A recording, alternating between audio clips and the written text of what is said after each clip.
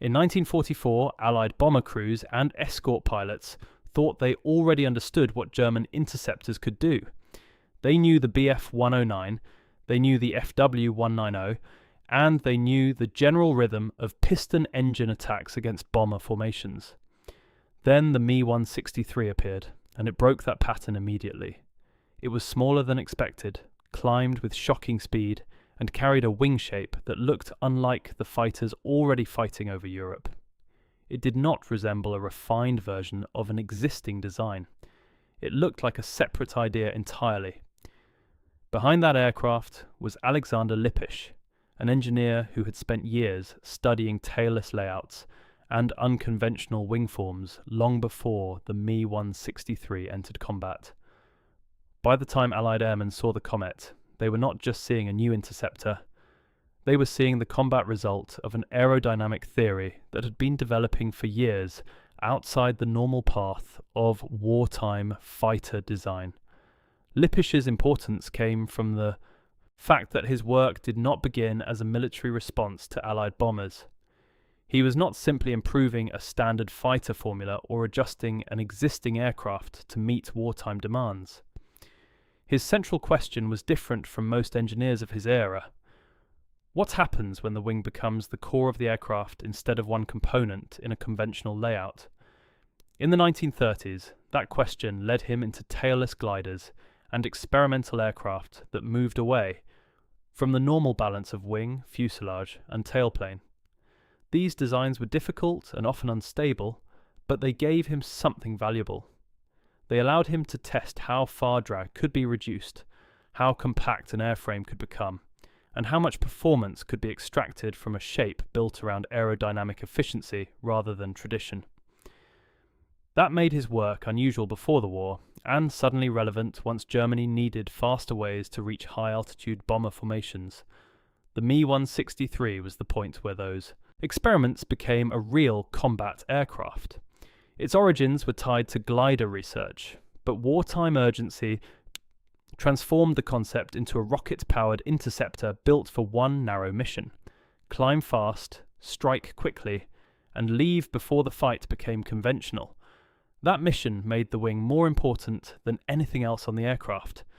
A rocket engine could deliver extreme acceleration, but only for a very short time. There was no room for wasted energy, unnecessary drag, or a design that took too long to reach the target. The airframe had to be compact, efficient, and shaped for speed from the start. Lippisch's tailless layout answered that requirement in a way few other engineers would have attempted. The result was an aircraft that looked advanced because it was built from ideas most designers still considered too risky for combat. But that same decision also created a machine that would be fast, unstable, and difficult to use under real wartime conditions. That is what makes Alexander Lippisch such a strong subject in World War II aviation. He did not create a conventional fighter, and he was not trying to. He helped bring a radical wing concept out of the experimental world and into actual combat. The Me-163 was not built to patrol, escort, or fight like a normal interceptor. It was built around one aerodynamic priority: reach the bombers before anything else could. The real question is not why the Me-163 looked strange. The real question is why Lippisch believed the wing itself could justify abandoning so many proven rules of aircraft design, and how that decision produced one of the most unusual weapons of the air war. What made the Me-163 so different was not only its rocket engine. Its real advantage and its greatest risk came from the way Alexander Lippisch designed the aircraft around the wing itself. Most fighters of the period depended on a conventional tailplane to help stabilize the aircraft, smooth out pitch changes, and make control more forgiving in combat. The Me-163 gave up much of that safety margin. Its tailless layout forced the main wing to carry far more responsibility than it would on a standard fighter. That is why the aircraft's shape mattered so much. Its compact body, swept leading edges, and tightly integrated form were not there to look futuristic. They were there to reduce drag, keep the airframe small, and preserve as much energy as possible during a very short attack window. The Mi-163 was not built to stay in the sky. It was built to climb hard, attack once, and get out before its fuel ran out. That approach came from years of glider and tailless aircraft research, long before the Mi-163 became a combat aircraft. In glider development, bad aerodynamic choices are exposed quickly. A poor shape loses altitude, weak balance becomes obvious, and unnecessary drag cannot be hidden behind engine power.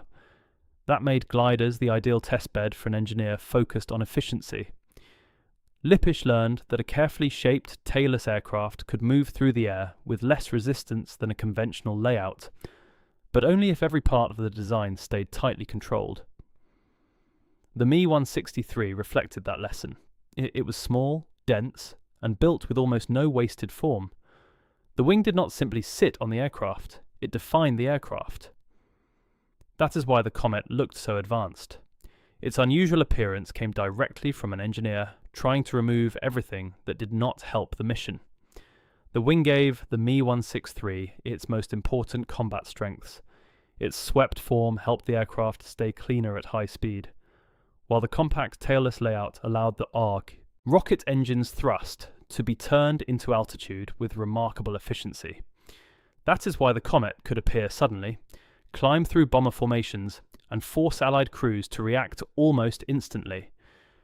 They were not facing a normal interceptor that gradually worked its way into position. They were facing an aircraft that could reach the attack phase so quickly that timing itself became part of the threat. But the same design also made the Mi-163 unforgiving. At high speed, the pilots had very little room for error. Once the powered phase ended, the aircraft became much harder to manage, especially during recovery and landing. The wing gave the Komet performance that looked revolutionary, but it also removed many of the forgiving qualities pilots expected from more conventional fighters. That is what made Lippisch's engineering both impressive and dangerous. He proved that radical wing design could deliver performance far beyond the normal limits of piston engine interceptors, in one very specific role, rapid bomber interception. But he also showed why most wartime aircraft remained conservative. Extreme speed means little if the aircraft is difficult to control, risky to recover, and effective only for a few minutes. The Mi-163 was not a balanced fighter, it was a highly specialised machine, built around one aerodynamic idea pushed to the edge of practicality.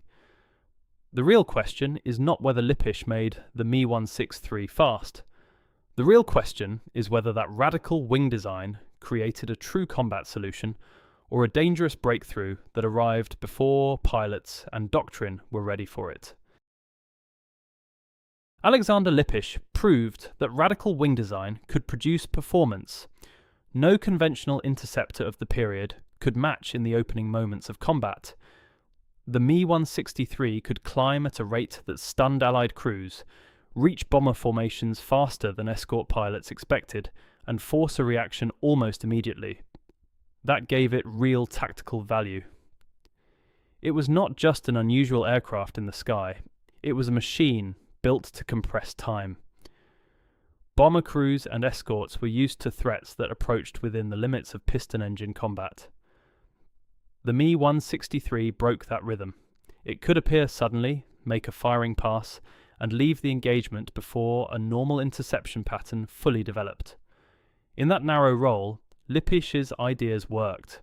The wing, the compact layout, and the aircraft's low-drag form allowed the Komet to do exactly what it had been built to do: arrive fast, attack hard, and create panic in a very short window. But that same design also exposed the limits of an aircraft built too tightly around one mission. The Mi-163's powered flight lasted only a few minutes. That meant the pilot had almost no margin to correct mistakes, reposition for another pass, or adapt if the attack did not unfold as planned.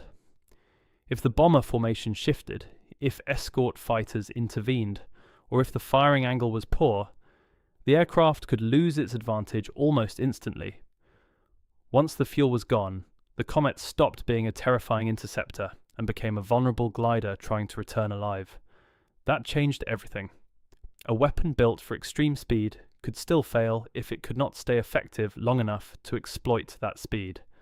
The Me-163 was exceptional in entry, but fragile in follow-through, and air combat rarely rewards an aircraft that only dominates the first phase of the fight. The danger did not end in the sky. The Me-163 was also one of the most hazardous aircraft for its own side to operate. Its volatile propellants made fueling and ground handling extremely dangerous, and landing remained a serious risk even after a successful mission. This matters because a combat aircraft is not judged only by what it can do against the enemy. It is judged by how often it can be launched, how safely pilots can bring it back, and how consistently units can keep it in service under wartime conditions. On that level, the Me-163 struggled badly. Lippisch succeeded as an aerodynamic pioneer, but the aircraft built around his ideas was too demanding, too hazardous, and too limited to become a dependable wartime solution. It was a weapon that demonstrated a breakthrough while also proving how costly that breakthrough could be. That is what makes Alexander Lippisch such an important engineer in World War II aviation. He did not design the war's most practical fighter, and he did not create a machine that changed the air war through mass use. What he did was more specific, and in some ways more significant. He proved that a radical wing concept could leave the experimental world and enter real combat. The Me-163 was not the final answer to bomber interception, but it showed that the future of high-speed aviation would not be built entirely on conventional forms. Lippisch's real legacy is not the Komet's combat record. It is the fact that he forced military aviation to confront ideas most engineers still considered too unstable, too dangerous, or too far ahead of their time. So, the real question is this: was the Me-163 a failed wartime weapon, or one of the first real glimpses of the future of air combat?